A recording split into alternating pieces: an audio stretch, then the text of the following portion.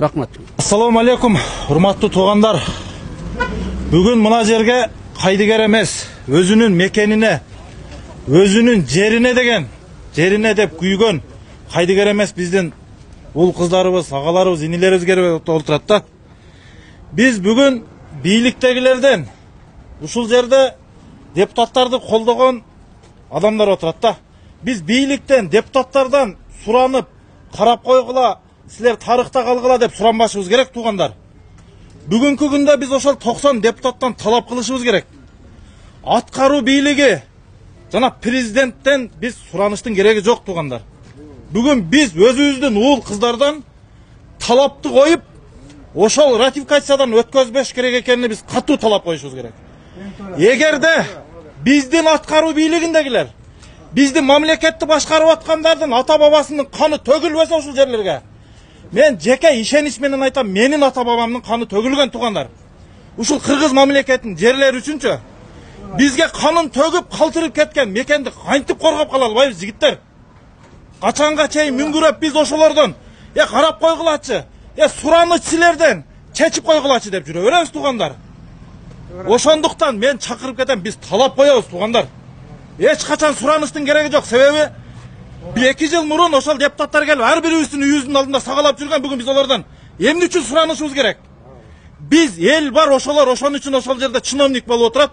Ошол жерде бизди алдап башчы болуп жүрүшөт ошол жерде. Элдин эсебинен бала чакасын багып жүргөндөрдөн эмне үчүн суранасыздар? Талап коюшубуз керек туугандар. Бул кемпирабад эле эмес, кемпирабад бир гана ушул 5 айлык өкмөткө тиешелүү эмес туугандар. Бүтүн Кыргызстан боюнча керектүү нерсе. Бүгүн Баткендин башына түшүп аткан иш эч качан мына жердеги 5 өкмөттүн башына түшпөйт деп отурбагыла жигиттер. Барыбыздын башында бар мындай нерселер. Биздин ата бабалар калтырып кеткен мекенди коргоп кала албасак, онда жигиттигибиз өлсүн. Качанга чейин суранасыңар? Мен ошондуктан урматтуу деп дагы айтпайм, урматсыз деп дагы айтпайм. 90 депутат көзүңөрдү ачкылагын айтып коеюн. Өлүп алганыңар болсо, ошол ратификациядан өткөзүп койгонуңарды көрүңөрдөн казып алып жазалаганга чейин барабыз айтып коеюн. Эсиңерде болсун, эсиңер ота барда этеңер жыйгыла туугандар.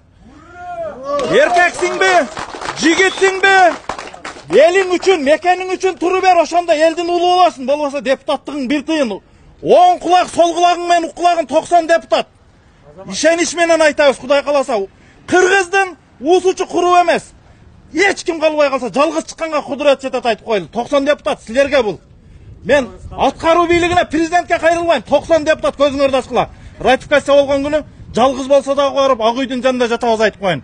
Оң кулак, сол кулак, Кыргыздын жигиттери эч качан ата бабабыз калтырган жерди бербейбиз биз ушул күнгө чейин. Менин дагы ошол жерде чоң атамдын көзү өткөн. Менин дагы 4 атамдын көзү өткөн ошол Кызыл Октябрда көлдүн боюнда жатат, Кудай кааласа. Мына жерде аксакалдардын баары билет. Биздин чоң аталарыбыздын сөөгүн эч кимге берип койбойбуз.